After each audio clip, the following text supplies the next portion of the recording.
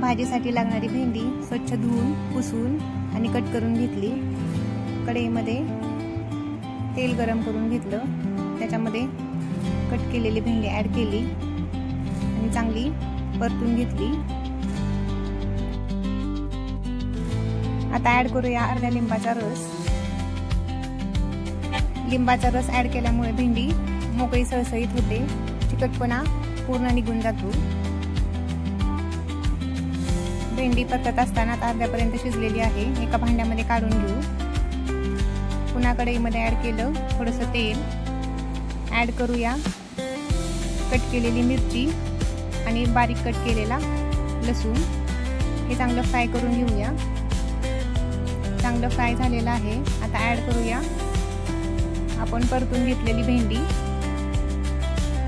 हे चांगलं मिक्स करून घेतलं। ह्याच्यामध्ये ॲड केली अर्धा चमचा हळद आणि चवीपुरतं मीठ।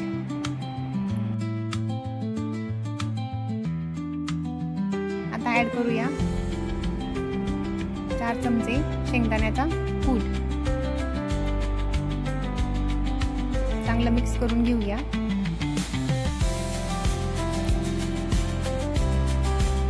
एक वाफ काढून घेतली।